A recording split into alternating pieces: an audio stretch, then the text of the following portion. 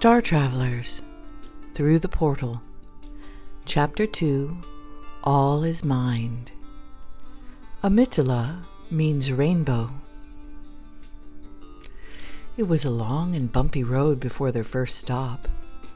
Princess Anya stared out the windows at the tall, gray buildings and people walking the streets, bundled to protect against the wind. A few colorful flags flew, but mostly they passed by gray and dirty streets and buildings. After some time, they entered the countryside with its waving fields of green and gold that moved under gray clouds. She tried to close her eyes and rest, but felt the eyes of others on the bus staring at her.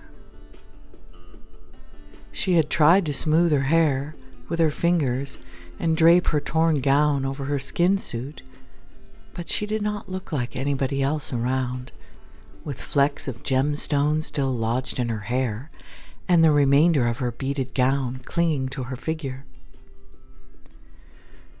She put her head against the window and wished for something better. I wish I could meet someone who could help me, she thought.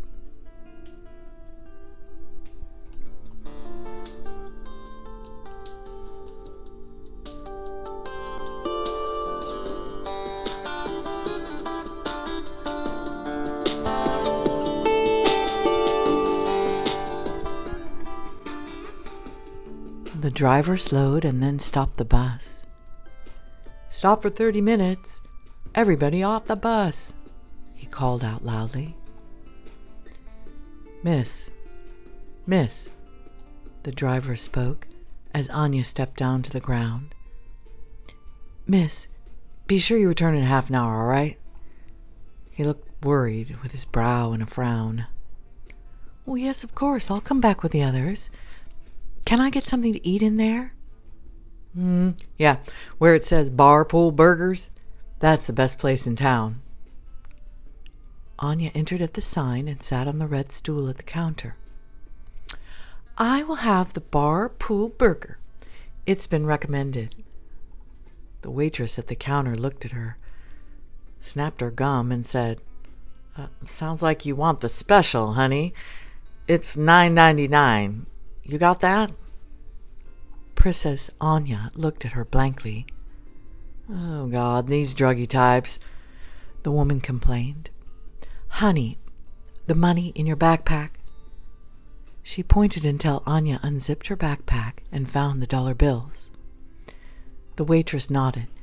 "Yeah, that." "Listen, honey," she whispered. "Keep your money to yourself around here, you understand?" The waitress took the roll of money, counted out $20, and handed the rest back to her. Anya looked around the room. Several men were playing pool at the table, drinking and listening to music. In the corner was what seemed to be a shadow of a man, very tall, and yet Anya could perceive an energy around him that was lit, despite the darkness of the room. A man sauntered up from the pool table. "Honey, you look very pretty today." He reached out and touched her hair. "Lay off, Smack," the waitress barked. "There's your burger and a bud, honey. The pool is over there." She slapped the plate on the counter, stood back, crossed her arms, and watched. Anya turned around and came face to face with a man who began breathing down her neck. "So pretty today. Where are you headed, pretty girl?" "Chicago." "Oh, Chicago, is that right? Seeking fame and fortune in the big city. You gonna be an actress?" The man threw back his head and laughed. The other men playing at the pool table also laughed and came closer. "Pretty little honey girl goes to Chicago." "She wants to be an actress." I don't want to be an actress. I don't even know what that is. You don't even know what that is? Well, I'll tell you. That's when you pretend to like certain things. What things? Just things. He touched her face, and his finger moved down across her chest. She pushed it away. I'm going to Chicago. That's where I'm going. I have a map. Oh, the pretty girl has a map. Let's all pay attention. The second man with rotting teeth grew closer as he teased. I don't like you. The waitress snapped her gum. Hear that, Smack? She doesn't like you. Lay off, I mean it. I don't want no trouble here. But the man did not stop touching Anya. Oh, pretty girl, you need to learn how to be a better actress to make it in a big city like Chicago. You have to learn how to like certain things. Things I can recommend. I will leave now. Anya grabbed the hamburger and the beer and started to walk away, but the men drawing closer blocked her from the door.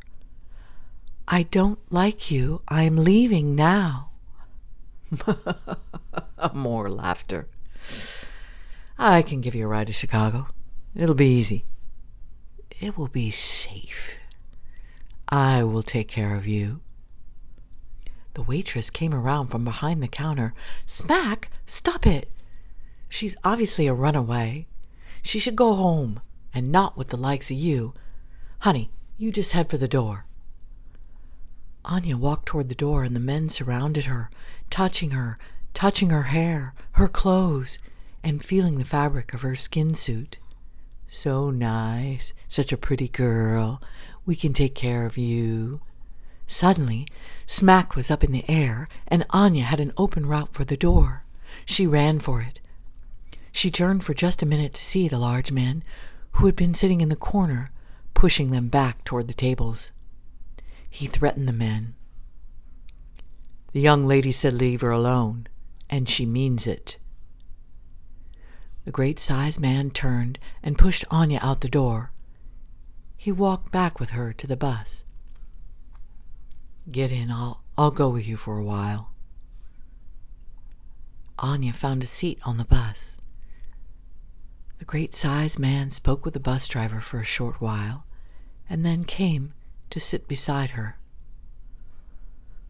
Oh, thank you so much. You probably saved my life. He nodded. I don't think you know where you are. Are you on drugs? Are you a runaway? Well, that's an interesting concept, she thought. A runaway. There are many ways to run. I'm going to Chicago, she said. I heard that. Why? Where are you from? Why are you here? Oh, Anya longed to tell him the whole story. I'm very far from here, as far as the stars. If you're on drugs, I can't help you.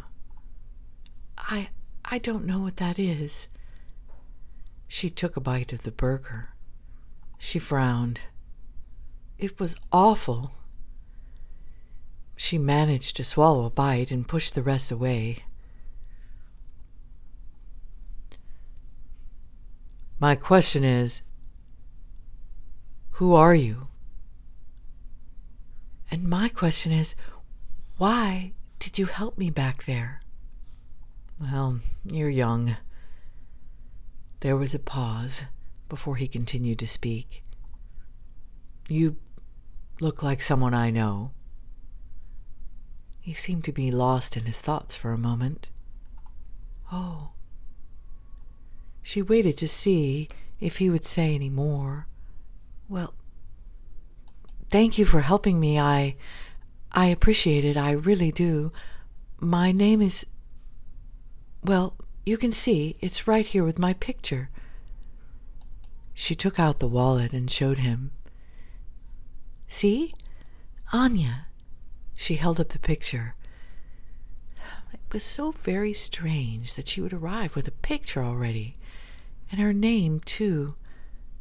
There was something still so very confusing about all this. But she was drawn back into the conversation when she noticed him staring at her. What is your name?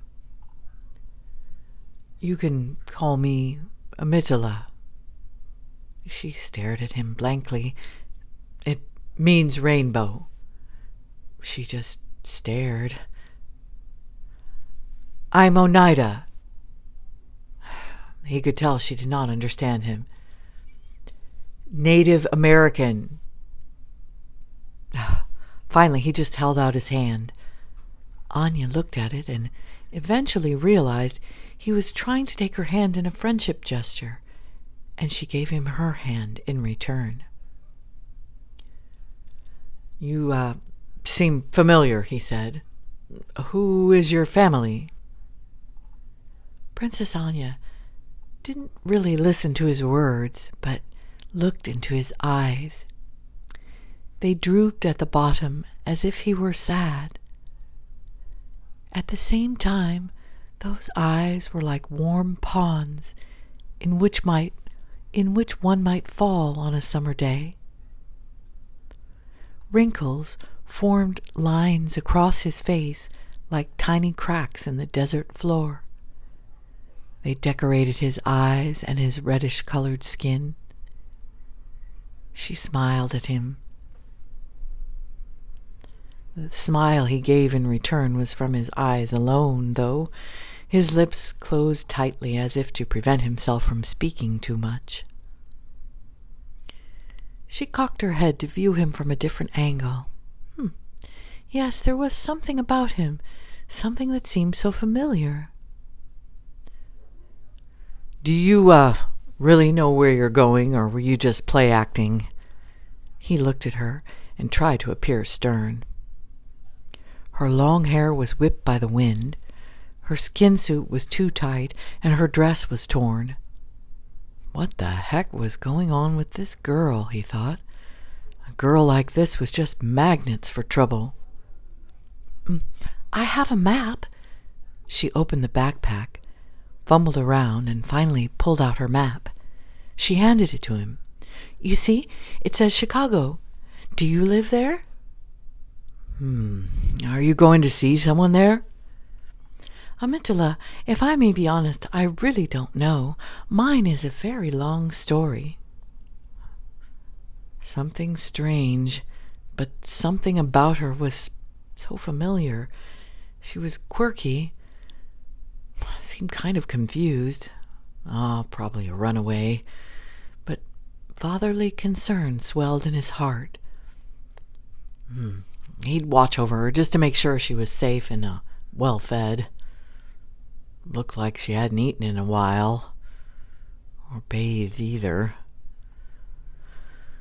Look, you can come to my home, get some food, a bath, meet my family. Well, we can try to find where you're supposed to be going, and you can tell me your story. He began to smile.